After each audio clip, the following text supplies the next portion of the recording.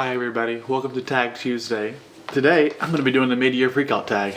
If it doesn't look like I'm freaking out, well, don't let your eyes deceive you, because I am freaking out.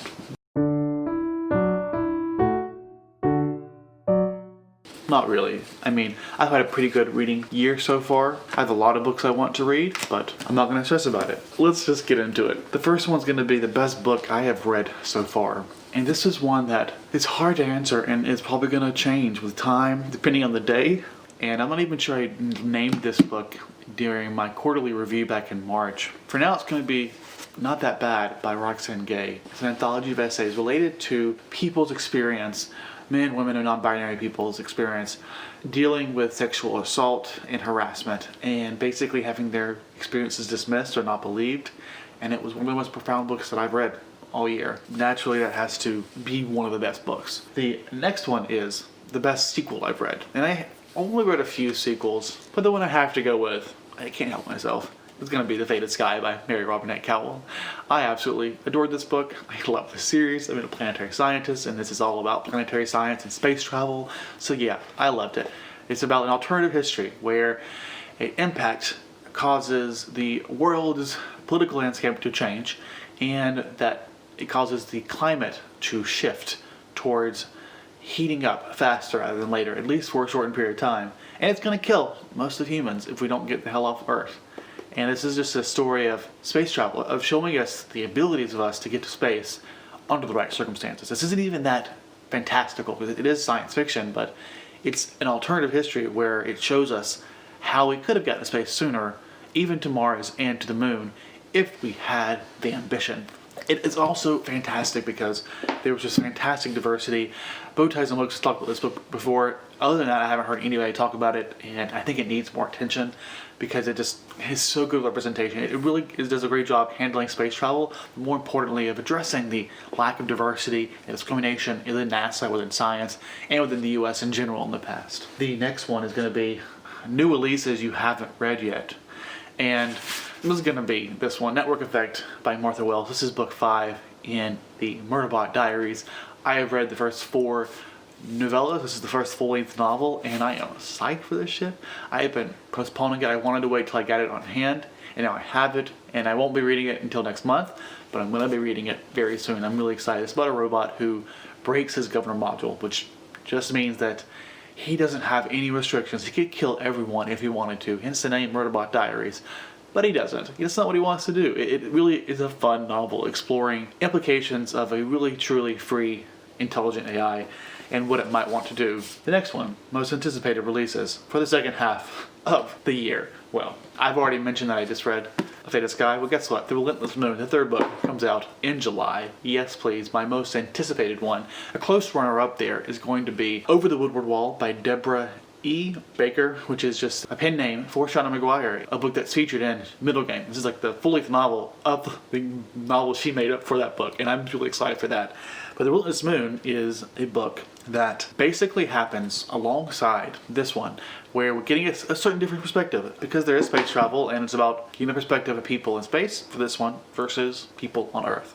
I'm excited because it's not even going to propel the story beyond this one, but it's going to give us a unique perspective. So far, the first 2 books have been focused on one character, Elma, and this next one's going to be on a different character, and I'm really excited to see what it's going to be like getting to look through the eyes of this different character. My biggest disappointment, and now this is going to sound really bad, it really is, but I did like this book. Disappointment is a really harsh way of putting it, but it's gonna be Wilder Girls. I read this back in January, I believe, and I was just really, really excited based off of Books and Lala's recommendation, and the result just did not live up to it. As much as I liked it, there was something about it that I didn't love, and I thought about rereading it just because the concept, it's there. Like, it should be exactly what I want, and I'm not sure why it did not register, but all I know is it did not live up to the hype, in my opinion, and the result was being disappointed, even though I loved it. And my biggest surprise, that is, of the year, is a book that probably wasn't even as good, even though I gave them both 4 stars, and that is going to be The Hazelwood by Melissa Albert. This is a book that I had really low expectations for. It was one that I had bought on Book Outlet when I was going crazy, buying a bunch of popular books because they're popular, thinking I should just try them and get them cheap, and then I started to regret them, because I have a lot of YA books now that I don't think I'm going to like. but I'm going to read them because they're on my shelf and they're mildly interesting. This is one example of that. It reminded me of the 10th Kingdom. It's like a fairy tale retelling, and I really liked it. It surprised me from the writing. It was something I could connect with, and the story was just something that I enjoyed. And so yeah, I loved it. It was exactly what I wanted, and I've already bought the sequel. So my favorite new author, or debut author. There are a lot of new authors that I've really gotten into this year. First runner-up that I want to give this second place to is going to be Mediocre 4. And I've read a few of her books this year, 2 of the Venti series. This is Lagoon, about aliens coming to Nigeria. And then there was a sequel to this, which was like a comic book set in the future, different characters. And I say sequel, like it's set in the same universe. And I'm really excited to read more of her books. But until I do, I'm not quite ready yet to say she's a favorite. All the books have been just about 4, maybe 4.5 stars. But what I do think really sticks out about her is that, kind of like with Stephen Graham Jones, it's some of the most unique writing I've read in their genre. And therefore, even if I don't love it absolutely, it is still one of my new favorite things. Now, the one I'm going to choose as top place here has got to be A.S. King. I read her first book back in October, so she wasn't my first time reading her. But like I've read 5 books by her now in this year, so I really dug deep into her, and I'm officially ready to say, yeah, she's a new favorite of mine. A.S. King, her writing is spectacular. It's everything I need. Like I read one of her earliest books most recently, and it had no surrealism. I liked it, but I was kind of disappointed because it did not have that iconic A.S. King. It did not have the iconic weirdness and confusion that I love getting from her. She was one of the YA authors who really made me rethink whether or not I like YA. And I'm very thankful for that. To her, and to Books and Law for recommending it. My newest crush.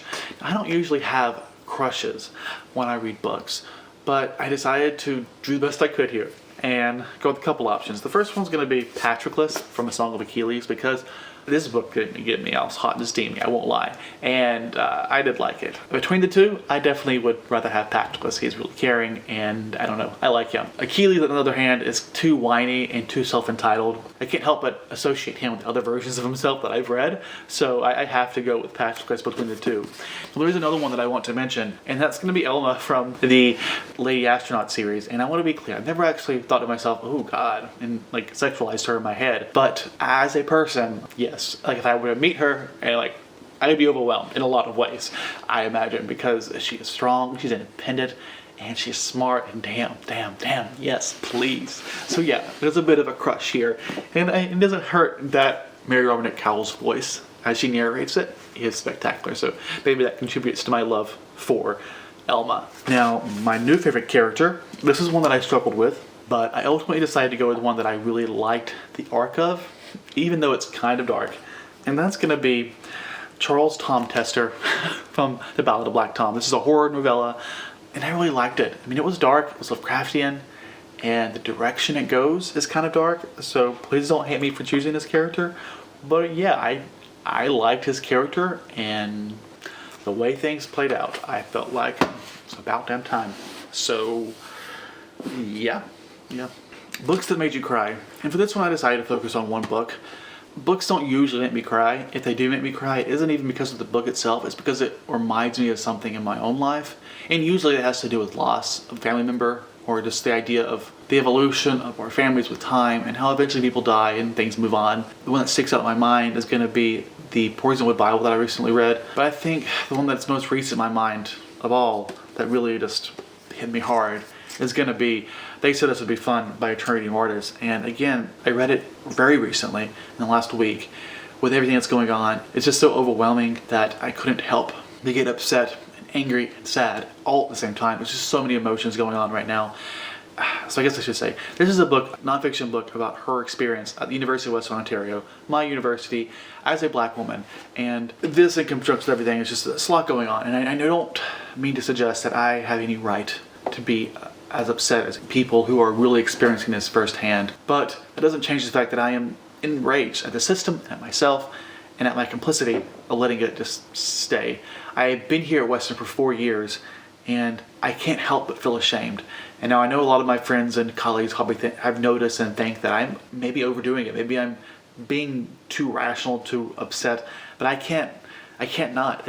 I hate myself, and I hate the institution that I'm a part of, because of all of the sexism and racism that they just tolerate, the way they're just cast to the side because they're just running a business. And I'm sick of it, and I refuse to be complicit here anymore. And if I'm going to be here, which I am here, I'm going to push back against the system that I'm ashamed to be a part of. So that's that. And I love this book. I almost wanted to make it my favorite book of the year, and I might end up doing that by the end of the year. But I wanted to highlight 2 different books here, but this did make me cry. I couldn't not cry. And again, I don't mean to suggest like white tears are gonna change anything, and I know that my tears don't do shit.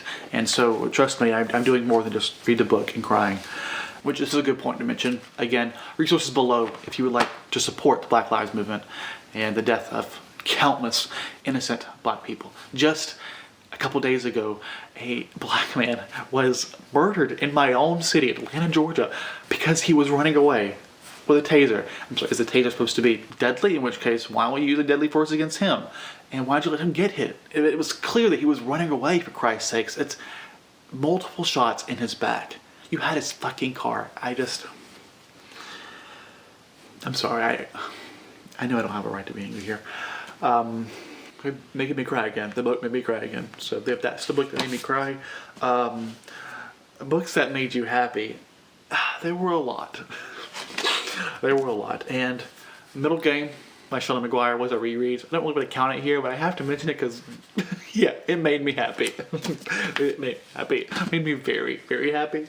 But the one I really, really have to go with here is going to be the book that has changed my life and really just been at the center of it in every video, it seems like, since I've read it. And that's going to be Something Deeply Hidden, The Quantum Worlds and the Emergence of Spacetime by Sean Carroll. I talk all about this in a review and many other videos about how it's a way of just having different timelines by using quantum number generator. It's just a really cool concept, and I love it when a book challenges or breaks my entire fundamental worldview, and I'm here for it. The last time that ever happened was like 10 years ago when I read Brian Greene's The Hidden Reality.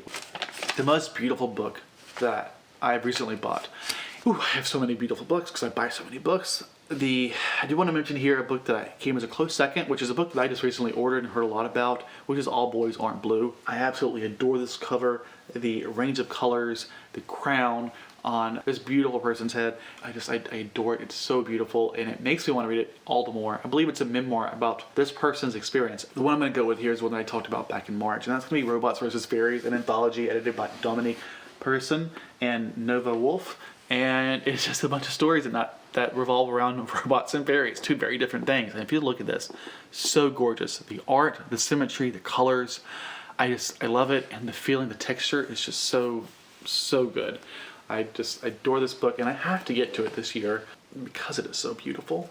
It's so beautiful. I just love looking at it. I love touching it. Everything about it, I love. The last thing here is what are books you need to read by the end of the year. And considering I own some 400 plus books, there are a lot. Right now I'm at well over 100 books, and my goal is 150. I have no doubt that I'm going to get to that. I just want to talk about 10 books here really quick. 5 nonfiction and 5 fiction that I'm really excited to get to. The first one is one I may have talked about in my June TBR, which this is the sequel to the first book in the African Immortal series, and this is just to show you, hey, I want to read the first book in the African Immortal series at some point this year, which is a vampire series by Tanner Reeve Dew.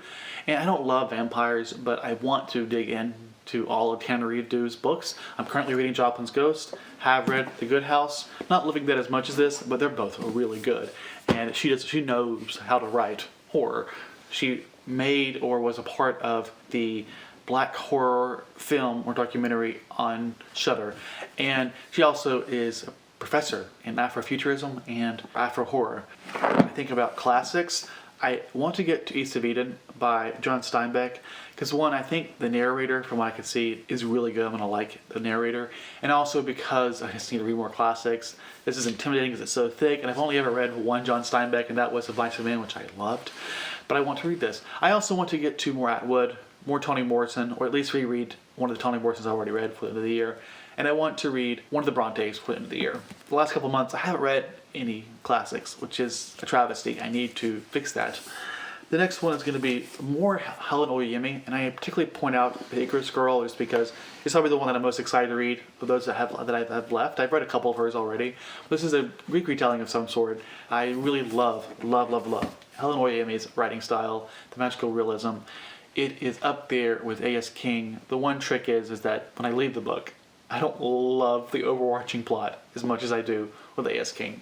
But I do love it. The next one's going to be Stephen King, and that's going to be Skeleton Crew. This is a collection of short stories that he wrote a while back. And this isn't the only thing by Stephen King I want to read, but I am very hesitant to read Stephen King in general because I used to read him so much. I mean, I was obsessed with him. It was like the half of what I read or more at one point in my life. And so I just don't read him as much. But last year, I spent a week dedicated to reading just Stephen King because it was his birthday and because I wanted to read Stephen King. And I thought that is a great thing to do yearly. It lets me read Stephen King, a bunch of them, without monopolizing my time throughout the year. So I plan on doing that again. This is just one book of many that I plan to get to. And I'm actually thinking about doing a readathon for that, like a Kingathon. I haven't decided yet. If it sounds like something to be interested in, first let me know. Two, if you're a creator and you're interested in Stephen King and you think you might be interested in co-hosting, let me know. I haven't decided yet if I'm just going to do a reading vlog, like a personal reading, hit some of his books for a week. But I think it could be a fun basis for a readathon. Then again, there are so many, so we'll see if I get any feedback. The last one I want to mention here is Brandon Sanderson. So because I never, or have rarely, bought brand new books in general, I just haven't bought his books. He's an example of an author who is hard to find on thrift books, and it's hard to find, or he was hard to find on Book Outlet before I gave it up. And now that I'm no longer buying from Book Outlet, I really embraced the Book Depository because it has decently priced books. And I went ahead and bit the bullet, bought several of his books, all the Mistborn series, the first one or two of the Stormlight Archive, which there are only 3 out.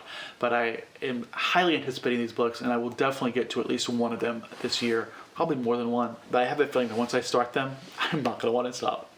I'm aware of that. Now going to nonfiction. There's going to be this one, which is Scientists Confront Intelligent Design and Beyond. And this is a collection of essays, scientific essays, written to address creationism and intelligent design. It's edited by Andrew Petto and Lori R. Godfrey. And I bought this so long ago and I never got into it because it's intimidating.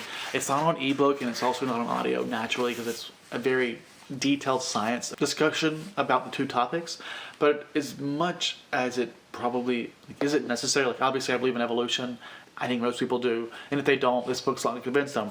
But still, it's important to understand the arguments for and against it when it comes to understanding why science is science and pseudoscience is not science. And this is all about that. I wanted to read this for the longest time, and I'm not sure if I'll get through it all, but I do want to at least develop an approach to start it, to start studying it. Next one's going to be the third memoir in Maya Angelou's series of autobiographies, and that is All God's Children Need Traveling Shoes. I've read the first 3.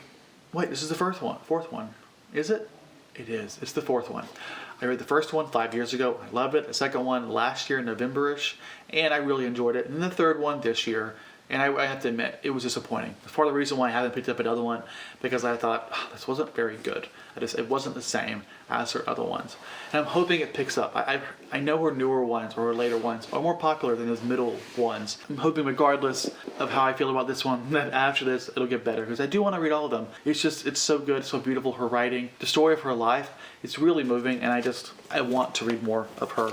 My most recent History and Politics book haul, we had the first book in the Eleanor Roosevelt trilogy of autobiographies by Blanche Weiss and Cook. And I'm really excited for this. It's just a story of the early years of her life, the war years and after. Oh fuck. This is the third book. You know what I mean. It's the first one leading up to her marriage with FDR and the presidency. The next one's another autobiography. It's going to be Shirley Jackson, A Rather Haunted Life by Ruth Franklin. There is a fictionalized story of her life that's actually been turned into a movie. And I would like to read that too, but probably not this year. But this is her autobiography written by this woman, and it's thick, and I'm hoping it's detailed. I read several of her books last year, and one of those was her own personal memoir, which I felt was really enjoyable and weird, but also very calculated. I did not feel like she was being completely open, and I want to really dig into her life, to her mindset, and understand the real Shirley Jackson.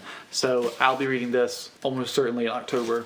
And then lastly, one book to represent a series of books, which is Carl Sagan, Shadows of a Forgotten Ancestor, A Search for Who We Are. This is a scientific and philosophy type book that's kind of old. It's an old edition. What I'm really happy about is that a lot of his older books, Carl Sagan's books, get re-released on audio, like back in 2014 or 15 when the new Cosmos came out. And I should mention this was co-authored by Andrea and his wife at the time he died. And he's a scientist, planetary scientist, astronomer. I look up to him, I adored him, even though I never knew him before he died. He's the creator of the book for the movie Contact with Jodie Foster. This is another example of an author like Stephen King who I want to do like an entire week or more dedicated to him. Now, Nonfiction November is also the month of his birthday, so I'm thinking I'll do a week-long reading of just his work, which I think would be a lot of fun. I've attempted to do a readathon for Carl Sagan, but again, I don't think there's any interest in people wanting to read Carl Sagan-centric books, so I probably won't do that. But it's been nearly half an hour, so I'm gonna let you go. Class is dismissed as usual. I hope you enjoyed this video. If you did, be sure to hit like below, and if you want to see more, hit subscribe. Let me know what you thought of the books that I've read, the books that I want to read, and let me know if you've done this tag before. Tag it below and I'll watch it. I hope you have a great day, and as always, stay safe.